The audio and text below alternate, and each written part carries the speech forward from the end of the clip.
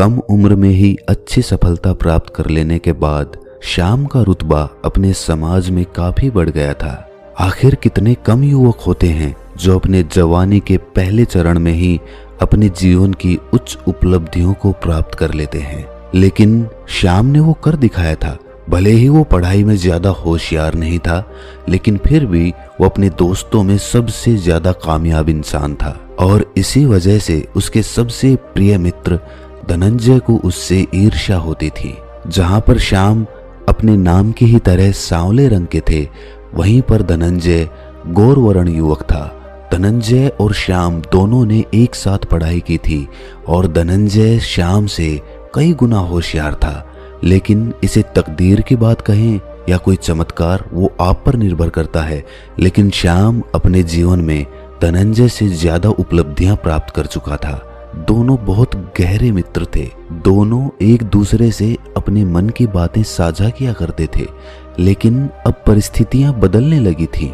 श्याम जिंदगी में ज्यादा कामयाब हो गया था और वहीं पर धनंजय उससे पीछे रह गया था और इसीलिए अब इन दोनों के बीच बातें बहुत कम होती थी और इस परिस्थिति को पैदा करने में दोनों का बराबर हाथ था। जहां पर श्याम अपनी कामयाबी से अहंकार में आ गया था, वहीं पर धनंजय ईर्ष्यावश अपने दोस्त से बातें करने में कतराता था और इसी वजह से इन दोनों में दूरियां बनने लगी थी। आखिरकार वो दिन भी आ गया जब श्याम के लिए उस नगर के सबसे अमीर सेठ की बेटी का रिश्ता आया। श्याम अपने जीवन से बहुत खुश था। उसके पास किसी चीज की कोई कमी नहीं थी। उसने अपने दोस्त धनंजय को अपनी शादी में आने का न्योता भेजा। जब धनंजय को पता चला कि उसका दोस्त श्याम उसी लड़की से शादी कर रहा था जिससे धनंजय का प्रेम प्रसंग चल रहा था। हाँ, धनंजय उस सेठ की बेटी से प्रेम करता था और बदले में उसकी बेटी भी धनंजय से प्रेम करती थी। इसीलिए धनंजय को कुछ समझ में नहीं आया कि ये सब कब और कैसे हुआ। उसका दिल टूट गया था। वो तुरंत अपनी प्रेमिका से मिलने के लिए पहुंच जाता है। जब वो अपनी प्रेमिका से इस शादी के बारे में पूछता है तो उसकी प्रेमिका उसे जवाब देती है कि ये शादी मेरे पिता ने तय की है और मैंने अपने पिता को तुम्हारे बारे में बताया था, लेकिन उन्होंने ये कहा कि तुम अपनी जिंदगी में कामयाब नहीं हो, इसीलिए मेरी शादी तुमसे नहीं हो सकती। ये सुनते ही धनंजय का मन बैठ गया था। वो जिसे सबसे ज्यादा प्रेम करता था वही उसे छोड़कर जा रही थी, वही उसे नाकामयाबी का तमाचा लगाकर जा रही थी। धनंजय ने दर्द भरे दिल से अपनी प्रेमिका से पूछा कि ये तो तुम्हारे पिता चाहते हैं कि तुम्हारी शादी उसके साथ हो, लेकिन मैं जानना चाहता हूँ कि तुम क्या चाहती हो। क्या तुम मेरे साथ चलोगी? हम दोनों भाग सकते हैं, दोनों दूर जाकर कोई दूसरा संसार बसा सकते हैं। क्या तुम मेरे साथ चलने के लिए तैयार हो? ये सुनकर उसकी प्रेमिका ने कहा कि नहीं, मैं अपने पिताजी को छोड़कर नहीं जा सकती। अगर मैं चली गई तो मेरे पिताजी जिंदा नहीं रह पाएंगे, वो अपने प्राण त्याग देंगे और मैं अपने पिता की मौत का कारण नहीं बन सकती। और ये कहकर उसकी प्रेमिका वहां से भाग गई। ना तो धनंजय उस शादी में गया और ना ही उस शादी को रोक पाया। वो बस अपने ही गम में डूब गया था। उसे कोई रास्ता नजर नहीं आ रहा था, इसीलिए वो अपना नगर छोड़कर हमेशा हमेशा के लिए कहीं दूर चला जाता है। कोई नहीं जानता, बिना किसी को बताए वो बस यूं ही गायब हो गया था। धनंजय के दोस्त श्याम ने उसे ढूंढने की बहुत कोशिश की। बहुत लोगों से पूछा कि धनंजय कहाँ चला गया, लेकिन उसकी कोई खोज खबर नहीं मिली। आखिरकार कई वर्ष बीत गए, जीवन चक्र चलता रहा और श्याम अब बूढ़ा हो चला था। उसकी पत्नी चल बसी थी और उसके बच्चे बड़े हो चुके थे। उसके बच्चे उसकी कोई बात नहीं मानते थे। वो खुद को अपने पिता से ज्यादा समझदार मानते थे, इसीलिए वो उनकी कोई भी सीख, कोई भी समझ अपनाते नहीं थे, बल्कि उसका मजाक बना देते थे। अब श्याम अपने जीवन से परेशान हो चुका था। अब वक्त पहले जैसा नहीं रहा था। वक्त ने करवट ले ली थी, जो कि वक्त की फितरत है। जो समझदार हैं वो ये जानते हैं कि वक्त बदलेगा जरूर। कब बदलेगा ये नहीं कह सकते, लेकिन जिस दिन बदलेगा उस दिन तुम्हारा सुख दुख में बदल जाएगा और तुम्हारा दुख सुख में बदल जाएगा। और इसी प्रकार श्याम का हंसता खेलता जीवन अब पूरी तरह से दुखी हो चुका था। एक दिन रात के वक्त बिना किसी को बताए श्याम अपने घर को छोड़कर वहां से चला जाता है। वो भी उस नगर से गायब हो जाता है। उसके बच्चे उसे ढूंढने की बहुत कोशिश करते हैं, लेकिन उनको उसकी कोई खोज खबर नहीं मिलती। यूं ही कई महीनों तक भटकने के बाद एक दिन श्याम को हिमालय की तलहटियों में अपना दोस्त धनंजय मिलता है। धनंजय ने बौद्ध भिक्षु का चिवर धारण कर रखा था और उसके हाथ में एक भिक्षा पात्र भी था। दोनों ने एक दूसरे को देखते ही पहचान लिया। धनंजय ने श्याम को अपनी कुटिया में आने का आमंत्रण दिया। धनंजय आगे आगे चल रहा था और श्याम पीछे पीछे चल रहा था। घना जंगल था और अंधेरा हो चला था। श्याम को ये चिंता सताए जा रही थी कि कहीं कोई जंगली जानवर उन पर हमला ना कर दे। इसीलिए उसने अपने दोस्त से पूछा कि तुम्हारी कुटिया और कितनी दूर है। इसका जवाब देते हुए धनंजय ने कहा कि यहाँ से बस कुछ ही दूरी पर मेरी कुटिया है, तुम चिंता मत करो, यहाँ पर कोई जंगली जानवर नहीं आते। ये उत्तर सुनकर श्याम अक्का बक्का रह गया। उसने सोचा कि इसने मेरे मन की बात कैसे पढ़ ली। इसे ये कैसे पता चला कि मेरे मन में जंगली जानवरों का डर बैठा हुआ है। मैंने तो इसे कुछ बताया भी नहीं, तो फिर इसने किस प्रकार जान लिया। आखिर वो कौन सी विधि है जिससे हम दूसरों के मन की बात जान लेते हैं? क्या ये सच में हो सकता है? उसके मन में ऐसे ऐसे ख्याल आने लगे। वैसे तो उसके मन में बहुत सारे सवाल चल रहे थे। वो अपने दोस्त से पूछना चाहता था कि इतने साल वो कहाँ पर था और उसने क्या क्या किया, लेकिन सबसे पहले उसने यही पूछा कि तुमने मेरे मन की बात कैसे जान ली? मैंने तो तुम्हें कुछ बताया नहीं, तो फिर तुम्हें कैसे पता चल गया? क्या ये कोई विद्या है, कोई ज्ञान है जो तुमने सीखा है? ये सुनकर धनंजय ने मुस्कुराते हुए कहा कि ये कोई विद्या नहीं है, ये कोई चमत्कार भी नहीं है। ये तो तुम्हारी वाणी से स्पष्ट हो रहा था। तुम जिस प्रकार बोल रहे थे, तुम्हारे बोलने में वो डर प्रदर्शित हो रहा था। मैं तो बस सुन रहा था और सुनने मात्र से मुझे पता चल गया कि तुम कितने डरे हुए हो। श्याम ने कहा कि यार, मुझे तो खुद नहीं पता कि मैंने वो शब्द किस भाव में बोले, किस प्रकार बोले। मुझे तो याद भी नहीं है, मैं तो भूल भी चुका हूँ। और तुम कह रहे हो कि उस वक्त मैं डरा हुआ था। चलते चलते वो बातें कर रहे थे और कुटिया के नजदीक पहुंच चुके थे। कुटिया के प्रांगण में प्रवेश करते हुए श्याम ने देखा कि कुटिया के बाहर छोटी सी बगीची लगाई हुई है। उस बगीचे में बहुत सुंदर सुंदर फूल लगे हुए हैं और साथ ही कुछ सब्जियां भी लगी हुई हैं। उसके बाद उन दोनों ने कुटिया में प्रवेश किया। कुटिया में श्याम ने देखा कि वहीं पर एक चूल्हे की व्यवस्था की हुई है और साथ में थोड़ी दूरी पर एक आसन भी रखा हुआ है। श्याम के मन में बहुत सारे सवाल चल रहे थे। उनको भांपते हुए धनंजय ने कहना शुरू किया कि दोस्त, मैं जानता हूँ तुम्हारे मन के अंदर बहुत सारे सवाल होंगे कि अचानक मैं कहाँ गायब हो गया था। अब मैं उस पड़ाव पे आ चुका हूँ कि मेरे लिए कुछ भी छुपाना या कुछ भी बताना एक समान बात है।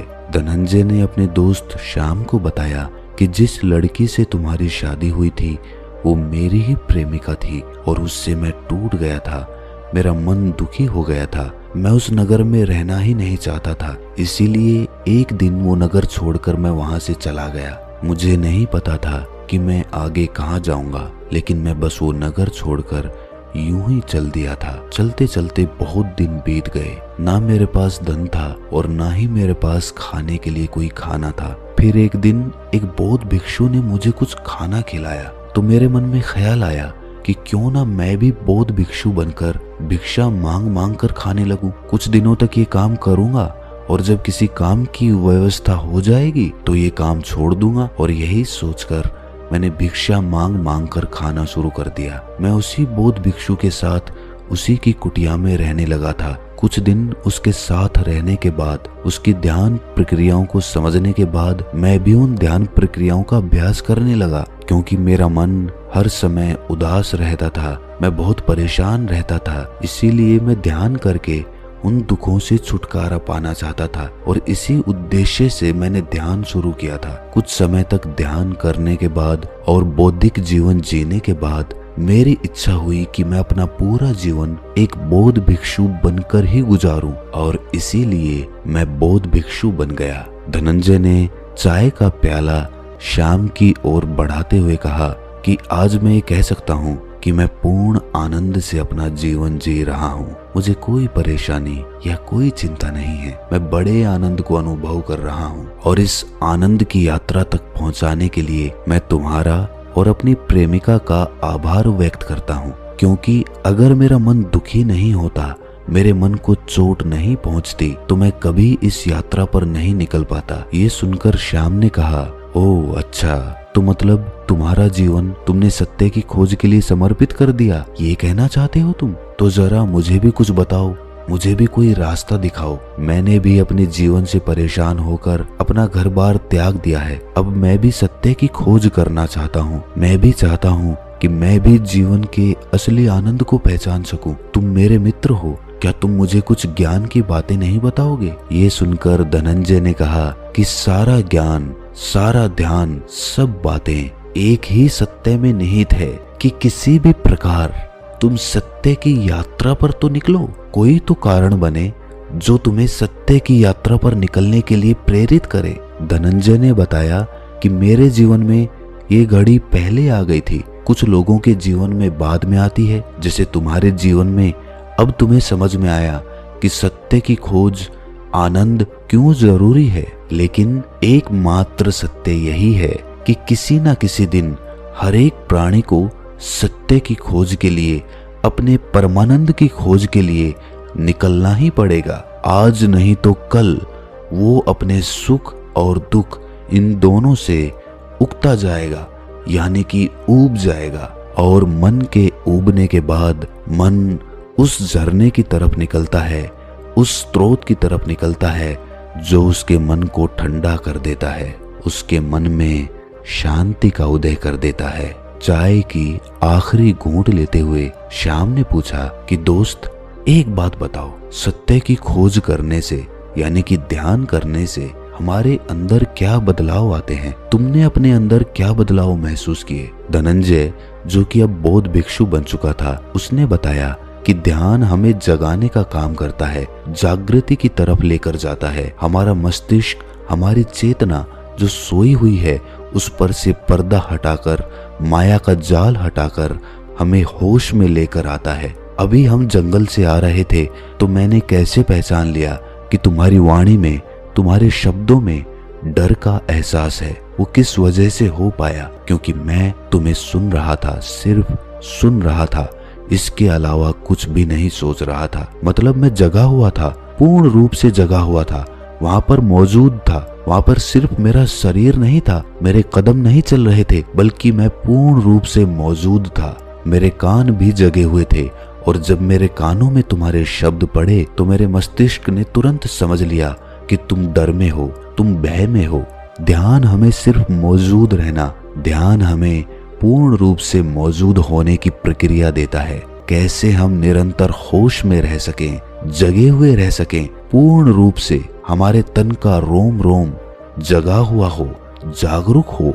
और जब वो जागरूकता आती है तो आप किसी भी काम को बड़ी आसानी के साथ सफल बना सकते हैं, क्योंकि किसी भी काम की कामयाबी इसी बात पर निर्भर करती है कि आप कितने मौजूद होकर उस काम को कर पाते हो। चाय खत्म हो चुकी थी, रात भी काफी हो चुकी थी। दोनों दोस्तों की चर्चा काफी गहरी थी और इस चर्चा से, इस उपदेश से श्याम का मन भी परिवर्तित होने लगा था। उसे भी कुछ कुछ एहसास होने लगा था कि जीवन में सबसे ज्यादा जरूरी क्या है। भले ही वो उस यात्रा पर देरी से निकला, लेकिन आखिर निकला तो। उसे इस बात की खुशी थी कि जहाँ जागे वहीं सवेरा। उसे इस बात का सुकून था कि इतने साल सोए रहने के बाद आखिरकार आज उसकी नींद टूट गई है। अब वो भी अपने जीवन की एक नई यात्रा शुरू करेगा, सत्य की खोज में निकलेगा, खुद उस आनंद को अनुभव करके देखेगा। किसी की बातों पर विश्वास नहीं करेगा जब तक खुद वो एहसास ना ले ले। और उसे पता चल चुका था कि इसकी शुरुआत उसे ध्यान से ही करनी होगी। इसीलिए उसने वहीं अपने दोस्त के साथ कुटिया में रहते हुए कुछ दिन ध्यान सीखना शुरू कर दिया। कुछ दिनों के ध्यान अभ्यास के बाद उसका मन भी शांत होने लगा था। अब उसे एहसास हो गया था कि ध्यान से अभूतपूर्व शांति का एहसास किया जा सकता है। और वो भी अपने दोस्त के साथ इस यात्रा पर आगे निकल पड़ा। तो दोस्तों कैसी लगी ये कहानी आपको कमेंट सेक्शन में जरूर बताना और चैनल को सब्सक्राइब करके नोटिफिकेशन बेल को जरूर प्रेस कर लेना। तो मिलते हैं अगली कहानी में, तब तक के लिए अपना ख्याल रखें।